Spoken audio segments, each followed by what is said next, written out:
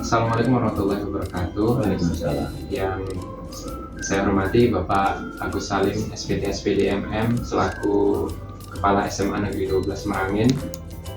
Alhamdulillah pada pagi hari ini Allah memberikan izin hingga kami ataupun saya bisa bertemu dengan Bapak untuk dengan tujuan wawancara terkait dengan pengambilan keputusan dilema etika.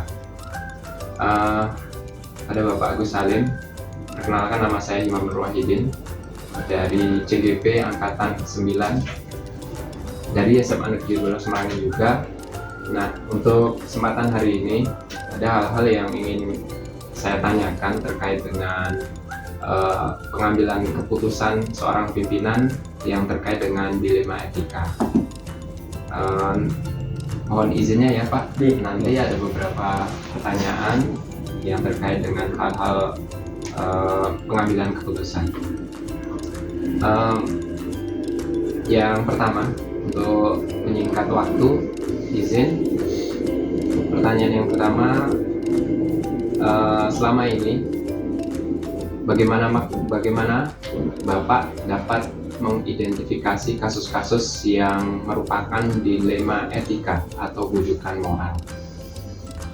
Ya, baik, terima kasih Pak Imam Nur Wahidin selaku calon guru penggerak dari SMA 12 Merangin Angkatan 9. Alhamdulillah sudah hampir mencapai titik akhir untuk mengikuti calon guru penggerak. Mudah-mudahan semuanya akan bahagia pada akhirnya. Baik Pak Imam, jadi dalam kerangka mengidentifikasi kasus-kasus yang berkaitan dengan dilema etika di SMA 12 Merangin, di sini kami tidak bisa bekerja sendiri karena di sini saya dibantu oleh 4 wakil, 1 pembina OSIS, kemudian ada 2 bimbingan konseling, serta 20 wali kelas. Jadi pada intinya saya berkolaborasi dengan seluruh stakeholder yang ada yang disebutkan tadi untuk menerima laporan ataupun catatan-catatan berkaitan dengan masalah kasus-kasus yang ada di SMA 12 Merangin. Ya, walaupun kadangkala saya juga melakukan sendiri sebagai upaya mencari kebenaran dari informasi yang disampaikan oleh stakeholder yang ada. Itu yang saya lakukan ini. Jadi tetap kerjasama ya dengan tim, karena memang itu penting sekali, apalagi berkaitan dengan dilema kan antara pilihan A dan B. Iya betul. Terima kasih Bapak. Yang berikutnya, selama ini bagaimana Bapak dalam menjalankan pengambilan keputusan di sekolah ini terkait dengan kasus-kasus di mana ada 2 kepentingan ini Pak? Kepentingan yang sama-sama benar dan sama-sama mengandung nilai kebajikan. Jadi menjalankan pengambilannya ini bagaimana? Baik, ini saya berangkat dari awal tadi Pak ya. Kalau berangkat tadi adalah kerjasama, kolaborasi dan komunikasi aktif di antara sesama stakeholder. Sama dalam setiap pengambilan keputusan, saya tidak mengambil keputusan secara pribadi atau secara individu, karena sekolah ini bukan milik kepala sekolah tapi milik semua yang ada di SMA 12 Merangin. Jadi setiap kasus-kasus yang ada di SMA 12 Merangin, apapun itu bentuknya, kami pecahkan secara bersama. Ada tim kecil yang di sini ada wakil, kemudian ada bimbingan konseling dan wali kelas. Inilah yang kami godok dalam pengambilan keputusan bagaimana menyikapi atau mengambil kebijakan yang harus diterapkan pada siswa yang terlibat ataupun terkena masalah ataupun tingkat kenakalan. Dan itu nanti setelah tim kecil itu memutuskan draft keputusan itu akan kita bawa ke floor rapat Dewan Guru forum, bahwasannya loh anak kita bermasalah. Misalkan ini anak kita ini di SMA 12 Merangin ini kan luar biasa banyak kegiatannya Pak Imam. Kegiatan ekstrakurikuler luar biasa yang semuanya endingnya bertujuan untuk prestasi. Dan ini dilemanya kadang-kadang karena sering banyak siswa yang dikirim untuk kegiatan event apapun, akhirnya di kegiatan pembelajarannya dia terkendala, mengalami masalah. Nah, untuk mencapai nilai yang diharapkan, ini kadang tidak tercapai. Nah, ini padahal anak ini luar biasa, memiliki talenta di luar akademik. Sebenarnya pandai kalau dia itu ikut belajar, tapi karena seringnya dia keluar ya. Akhirnya nilainya tidak memenuhi syarat atau kurang memenuhi syarat jika anak ini akan masuk TNI atau Polri ataupun perguruan tinggi negeri. Nah, ini keputusan ini kami bawa bagaimana mensikapi perihal ini. Nah, ini Pak, intinya kami adalah keputusan kita ambil secara bersama dari tim, kemudian kita bawa ke forum sehingga muncullah keputusan yang namanya keputusan bersama, bukan keputusan kepala sekolah. Jadi memang ini yang penting sekali ya, karena kasihan juga kan anaknya nanti dia sudah di lain pihak dia sudah banyak membantu sekolah ya kan gitu. Ya. Selanjutnya begini Pak, langkah-langkah atau prosedur seperti apa yang biasanya Bapak lakukan dalam menangani kasus-kasus seperti tadi ya, dilema etika tadi? Oh baik, terima kasih. Jadi di SMA 12 Merangin ini Pak, kita berpegang pada aturan-aturan yang sudah ada. Kita ada namanya kesepakatan Triprastia siswa, ada kesepakatan kode etik siswa, ada kesepakatan tata tertib siswa, ada kesepakatan tata tertib kelas. Ini kemudian di samping itu kita ada SOP yang namanya standar operasional. Nah, ini standar operasional yang di SMA 12 ini ada di sini SOP kedisiplinan, SOP pembelajaran, SOP PPDB, SOP legalisir, SOP kesetaraan gender, SOP pencegahan bullying, pencegahan kekerasan seksual, SOP pencegahan intoleransi, SOP pencegahan penyalahgunaan narkoba, dan SOP pencegahan kekerasan fisik. Nah, ini ada SOP-nya. Dari sinilah kita berangkat bagaimana prosedur-prosedur ini harus dilakukan. Ya, artinya setelah ada masalah atau ditemukan suatu kasus, berangkat pembinaannya dari wali kelas. Setelah wali kelas berkoordinasi dengan siswa, kemudian ke orang tua.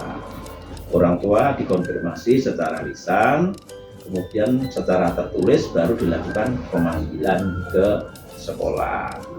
Nah, ini tatarannya mulai dari tingkat wali kelas, kemudian ke guru bimbingan konseling, kemudian ke waka kesiswaan, baru ke kepala sekolah.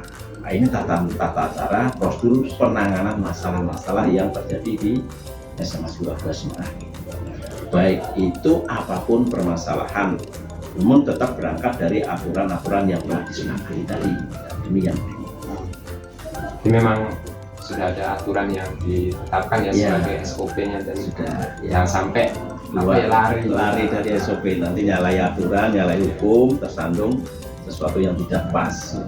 Terima kasih Pak. Berikutnya, hal-hal apa saja yang selama ini Bapak anggap efektif dalam pengambilan keputusan pada kasus-kasus dilema etika? Kalau yang selama ini saya terapkan Pak Imam, saya berangkatnya setiap orang itu pada dasarnya dilahirkan dalam keadaan baik dan sempurna. Jadi saya beranggapan setiap orang itu pasti baik. Kalau dia terkena masalah, pasti ada sesuatu yang kurang pas pada diri pribadi siswa tersebut. Nah, makanya di sini selalu kita lakukan identifikasi dulu. Identifikasi permasalahan yang terjadi pada siswa. Kenapa anak ini, misalkan, kenapa anak ini nilainya kok anjlok? Kenapa anak ini kok terlambat? Ini harus kita cari identifikasi kenapanya, penyebab atau masalahnya. Kemudian setelah itu baru kita benahi. Nah, kita benahi. Oh, permasalahannya terlambatnya karena apa? Mungkin terlambatnya karena dia bantu dulu orang tuanya. Nah, baru kita selesaikan. Solusinya seperti apa? Nah, ini tetap kerjasama, tidak bisa saya. Karena ada tataran-tataran yang seperti saya sampaikan di awal tadi. Ya, kebijakan ini dari awal hingga akhir, dari wali kelas hingga kepala sekolah itu diberlakukan secara runtun dan sama. Artinya tahapan-tahapan dan regulasi yang kami lakukan di sini ya tetap berjenjang. Kemudian cari akar masalahnya dulu, kemudian baru direfleksi, kemudian baru dibenahinya. Identifikasi, refleksi, dan benahi.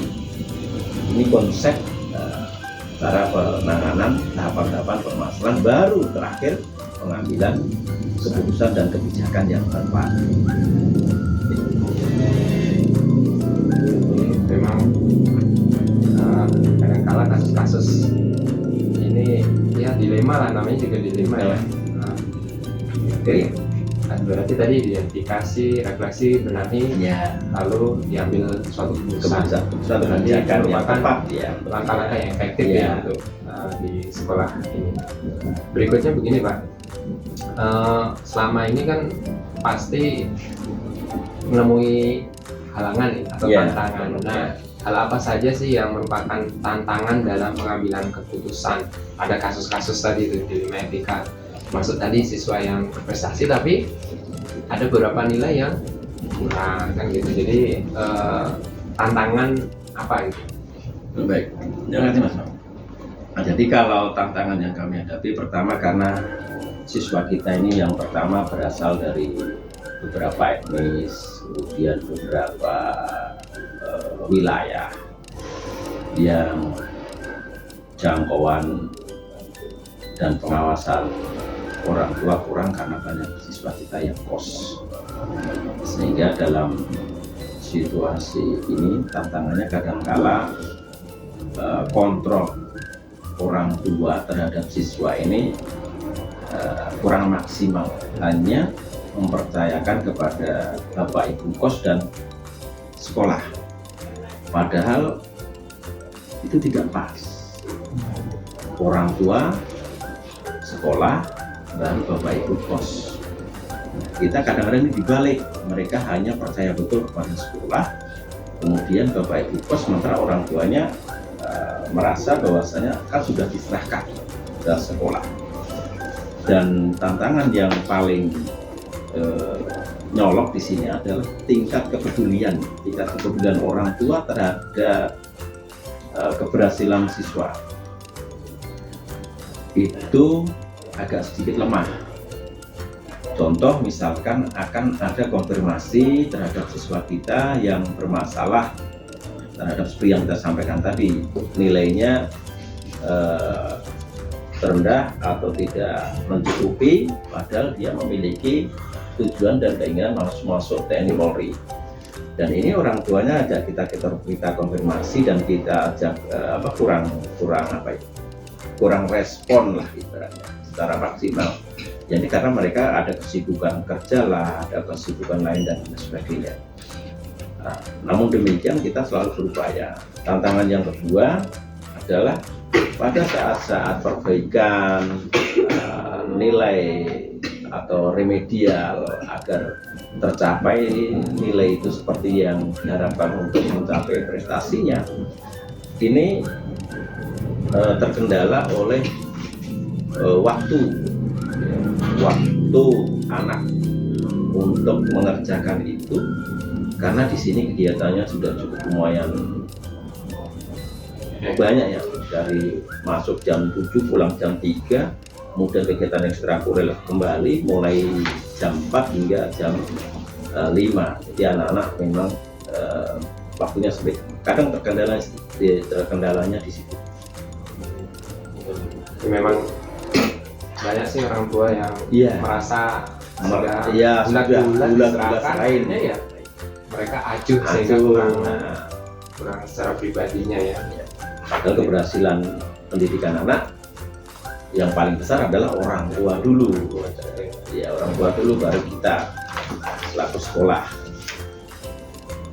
Ya, terima kasih. Berikutnya,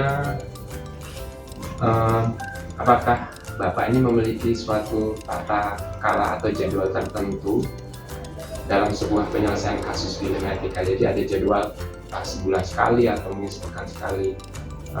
Apakah Anda langsung menyelesaikan di tempat atau memiliki sebuah jadwal untuk menyelesaikan? Bentuk atau prosedur seperti apa yang dijalankan? Jadi apakah ada jadwal, ada waktu tertentu, atau memang ada kasus ini langsung aja diselesaikan? Nah, seperti ini yang ingin kami tanyakan, dan bentuk atau prosedur seperti apa yang dijalankan. Baik, terima kasih. Jadi kalau masalah penanganan nih Pak Iman, kita kalau kasus ini kan sifatnya situasional dan insidental ya, tidak merupakan kasus rutin. Kasus-kasus ini kan sifatnya kasus yang bukan di struktur gitu. Nah, ini di mana setiap saat begitu ada kasus ataupun ada dilema itu ya langsung kita tangani dengan melibatkan itu tadi. Kan kita sudah sampai ke awal tadi ya, tingkat kasus dilematiknya sampai di tingkat mana gitu loh. Kan ada dari wali kelas, BK, pakar kelas dan kepala sekolah. Nah di sinilah, di tingkat-tingkat itulah akan diselesaikan secara agar apa? Karena memang kalau tidak segera diselesaikan akan mempengaruhi secara individual, kelompok, dan akhirnya menjadi suatu permasalahan umum. Makanya pada akhirnya setiap ada masalah maka segera diselesaikan agar tidak timbul masalah baru. Dengan cara apa ya? Secara terstruktur tadi, dari wali kelas, BK, wali kelas dan sampai ke saya itu ada merupakan titik akhir. Dan saya pun dalam pengambilan titik akhir pun akan kita panggil semua yang dari wali kelas, BK, Bapak siswaan untuk membicarakan ini, dan dengan orang tua. Ini yang penting karena orang tua harus tahu mengapa di anak ini bermasalah. Jadi kalau penjadwalan ini hanya sifatnya kontrol, Mas. Nah, kita kan ada pertemuan komunitas belajar nih. Komunitas belajar kan kita setiap minggu bertemu. Nah, di sini kita mainnya. Di sini kita mainnya.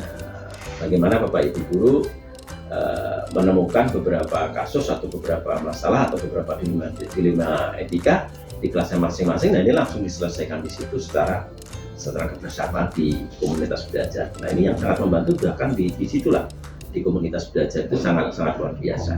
Ya, di Kombel. Berarti memang kalau ada kasus ya langsung diselesaikan. Ya. Ya. Terima kasih. Jadi memang ya tidak berlarut-larut ya. Yeah. Berikutnya begini Pak, adakah seseorang atau beberapa faktor yang selama ini mempermudah atau membantu Bapak dalam pengambilan keputusan dalam kasus-kasus? Jadi ada seseorang ini yang benar-benar membantu, mempermudah pengambilan keputusan ataupun faktor-faktor begitu. Baik, terima kasih Pak Iman. Kalau seseorang pasti Mas, karena ya saya sampaikan tadi kita kan di sini teamwork, kita bekerja adalah teamwork, jadi keputusan diambil berdasarkan musyawarah dan mufakat.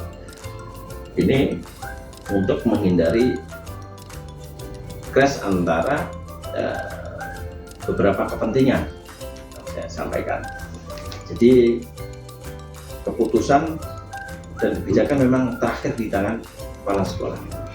Namun masukan, saran dari stakeholder yang di SMA 12 Merangin ini itu merupakan sebagai apa ya kalau saya katakan sebagai ring gitu. Ring di dalam saya mengambil kebijakan. Jadi dilingkari, ini loh permasalahannya, ini loh pengambil kebijakan dari beberapa masukan tadi. Nah, di situ saya bisa mengambil simpulan titik akhir yang dalam pemutusan suatu kasus atau masalah yang kadangkala memang ya berbenturan antara kepentingan-kepentingan yang harus diakomodir, antara kepentingan dari siswa, orang tua, kepentingan bapak ibu guru, kepentingan wali kelas, kepentingan BK, dan kepentingan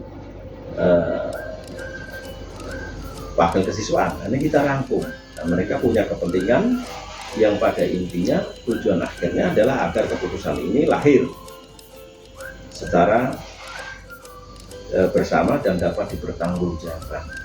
Ini penting setelah dipertanggungjawabkan secara etika dan moral agar tidak membuat keputusan ini nanti merugikan. Kalau saya tidak, jangan keputusan itu membuat rugi secara fisik, secara psikis, ataupun secara masa depan dari siswa. Kalau saya di sini, siswa apapun bentuknya tetap harus sekolah, karena kita ada 12 tahun wajib belajar. Kalau kita putus di SMA berarti kita sudah menyalahi peraturan perundang-undangan. Makanya kita di sini ada suatu konsep, anak tetap harus belajar walaupun tidak harus di SMA 12 tahun. Nah, ini salah satu contoh sistem penanganan dan siapa orang-orang yang membantu saya, orang-orang yang sudah stakeholder tadi yang ada. Ini memang wali kelas ya, wali kelas, BK, wakasis, ya itu penting. Terima kasih. Dan selanjutnya ini yang terakhir untuk tanya yang ke-8. Jadi hal-hal yang telah Bapak sampaikan, pembelajaran apa yang dapat Bapak petik, pembelajaran yang Bapak petik dari pengalaman Bapak mengambil keputusan di 5 etika. Nah ini pengalamannya mudah-mudahan bisa di share ke kami kan, gitu. Jadi pembelajaran yang bisa kami ambil. Jadi kalau dalam pengambilan keputusan, dalam pengambilan kebijakan yang berkaitan dengan kasus di 5 etika ini Mas, karena kita ini namanya etika, kalau bahasa kita di agama kan adab, akhlak karimah ya. Kita ini mempertahankan etika dan adab ini kan luar biasa, tidak semudah membalikkan tangan dan tidak semudah menggiring opini, karena masing-masing manusia memiliki adab yang berbeda dan memiliki etika yang berbeda. Bagaimana menyatukan adab dan etika ini untuk mencapai satu tujuan atau suatu keputusan ini yang perlu kita cari. Nah bagaimana itu? Ya itu tadi, komunikatif dan kolaborasi.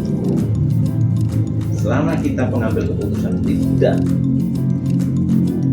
sendiri atau tidak menggunakan egonya, tapi menggunakan rasa kemanusiaan, rasa sosial, rasa keikhlasan, rasa ketuhanan, dan rasa tanggung jawab, insya Allah keputusan itu akan lahir bukan karena rasa amarah, tapi keputusan itu akan lahir karena kita rasa sayang dan rasa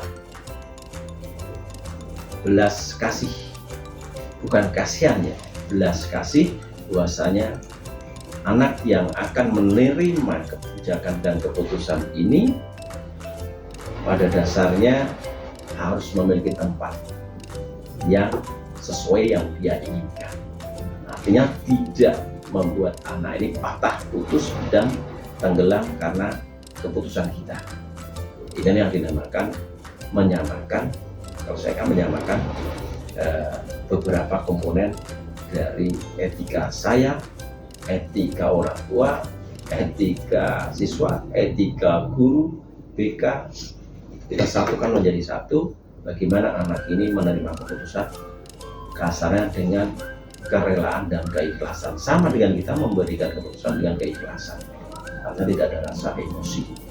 Keputusan itu harus kesandarkan pada hati nurani, adab dan etika. Nah itu baik. Terima kasih Bapak yang sudah berikan waktu kesempatannya dalam beberapa hal pertanyaan wawancara nih terkait dengan pengambilan keputusan nih, karena memang sebagai seorang pemimpin atau kepala sekolah ini ya banyak sekali dilemanya kan gitu. Iya. Antara kepentingan ini Iya. dan semuanya Betul. bagus, semuanya benar. Nah ini ya Kalau keputusan yang salah jelek jelas mas. Ini keputusannya ini memiliki nilai kebaikan. Nah, nilai kebaikan yang harus memperoleh keputusan yang lebih baik. Intinya di sana kan. Dia baik, tapi keputusan ini jangan sampai membuat keputusan yang baik ini menjadi jelek. Tapi harus keputusan ini bagaimana menunjang dia akan menjadi lebih baik. Walaupun kadang-kala etika ini ya berbenturan kepentingan gitu kan. Berbenturan kepentingan antara etika saya dengan Pak Imam. Sama-sama memiliki kepentingan. Pak Imam, anak saya harus seperti ini, saya anak kita harus seperti ini, tapi sama-sama baik nih. Nah, saya sebagai pimpinan harus menarik garis merah. Oh, gimana sih tujuan Pak Imam nih? Gimana sih tujuan Bu Devi ini misalkan? Atau gimana tujuan wali kelas ini dengan DK? Saya harus bisa merajut menjadi sesuatu keputusan yang baik. Ya memang sulit, tapi disitulah seninya. Makanya kita tidak bisa hidup sendiri tanpa orang lain. Oke, sekali lagi saya ucapkan Ya, terima kasih sama-sama, Mas. kepada Bapak Salim yang berikan waktu kesempatannya dalam wawancara terhadap pimpinan atau kepala sekolah. Alhamdulillah, mudah-mudahan nanti bisa kita jadikan pembelajaran tadi ya. Amin. Terakhir bagi kami. Terima kasih sekali lagi. Matur suwun. Saya Iri. Assalamualaikum warahmatullahi wabarakatuh. Waalaikumsalam warahmatullahi wabarakatuh. Sukses.